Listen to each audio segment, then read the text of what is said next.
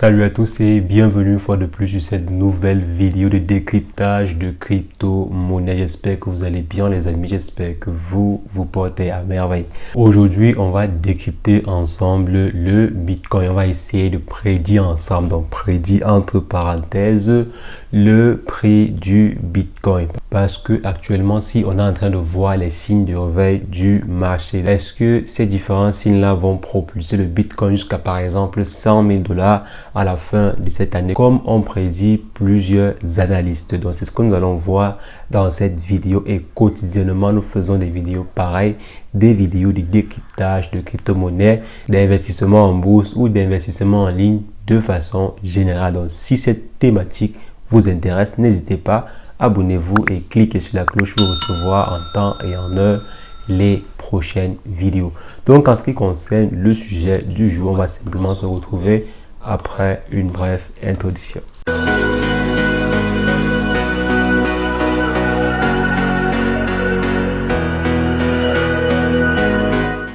Alors les amis, on a tellement attendu ce réveil-ci, on a tellement attendu cette levée-ci du marché depuis presque 2 mois. Donc depuis 2 mois que le marché est rouge, c'est la première fois que le marché est presque au vert pendant plus de 2 semaines.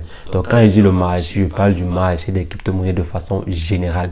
Donc le marché des cryptos de façon générale est vert depuis presque 2 semaines. Et bien sûr, lorsqu'on parle du marché des crypto-monnaies, on commence d'abord par parler du Bitcoin. Donc le Bitcoin de façon générale est positif depuis presque 2 semaines.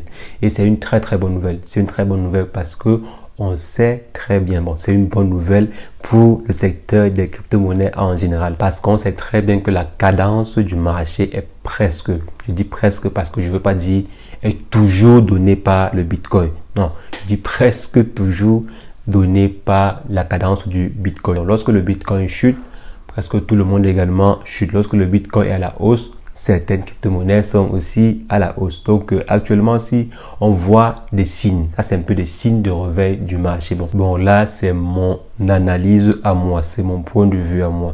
Donc selon moi, là sont des signes de réveil du marché. Une période aussi longue de croissance ne peut prédire quelque chose d'intéressant, quelque chose de bien.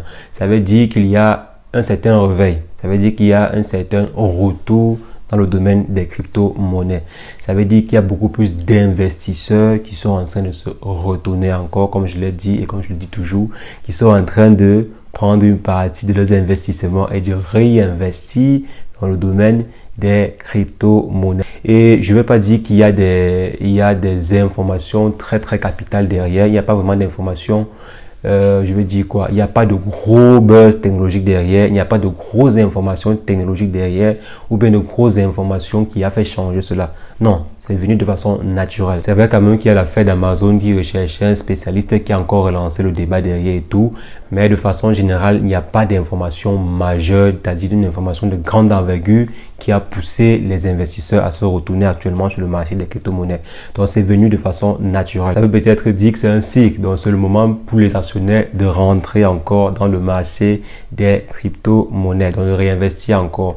Je vous ai dit par exemple que lorsqu'on investit, pas forcément dans les actions aussi, lorsqu'on investit de façon générale, il y a un prix d'entrée et un prix de sortie. Lorsque le prix du marché atteint notre prix d'entrée, on entre sur le marché. Et lorsque le prix du marché atteint notre prix de sortie, on sort du marché. Donc peut-être c'est le cycle des investisseurs et que c'était le moment pour eux d'entrer sur le marché, donc de réentrer en fait sur le marché. Et maintenant, lorsqu'on veut revenir sur le marché des crypto-monnaies, on se retourne en premier vers quelle crypto-monnaie? Vous avez sûrement deviné, vers le Bitcoin. Parce que comme je vous ai toujours dit, le Bitcoin garde pour l'instant et gardera peut-être pour toujours sa notoriété. Elle est la première crypto-monnaie et gardera toujours cette position de roi, donc la position du chef parmi les crypto-monnaies. Donc lorsqu'il faudra se retourner vers le marché, bien sûr le marché des crypto-monnaies, les investisseurs auront presque toujours tendance à se retourner en premier sur le Bitcoin.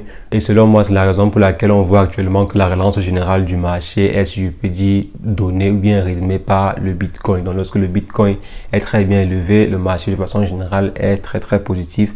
Et lorsque le Bitcoin chute un peu, le marché général fait un peu comme ça, quoi. Et on voit ensemble que ces différents éléments contribuent à augmenter encore la notoriété du Bitcoin. Parce que supposons par exemple, lorsqu'il y a des très gros investisseurs, lorsqu'ils sont par exemple assis sur une table, il y a par exemple 10 investisseurs, ils causent ensemble parce qu'il faut savoir que ces investisseurs-là causent généralement ensemble. Ils ont des meetings où ils s'asseyent et causent ensemble. Donc quand ils vont par exemple s'asseoir et échanger sur les différents investissements qu'ils ont fait sur le marché des crypto-monnaies, vous allez voir que le Bitcoin aura tendance à ressortir dans la conversation.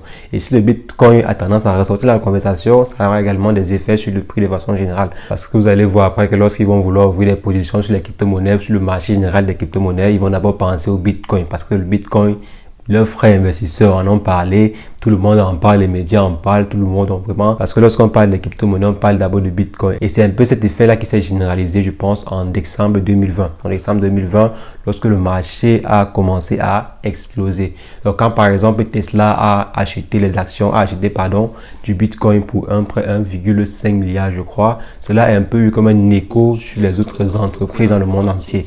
Donc les autres entreprises ont un peu dit, tiens, si Tesla achète pour 1,5 milliard, c'est intéressant quoi. C'est un peu un message envoyé aux différents dirigeants d'entreprise qu'au lieu de laisser vos différentes liquidités dans les comptes bancaires et qui va perdre de la valeur avec le temps dû à l'inflation et autres, il serait mieux d'investir sur des crypto-monnaies qui eux plutôt gagnent de la valeur avec le temps. Donc là, c'était un peu un écho aux différents dirigeants.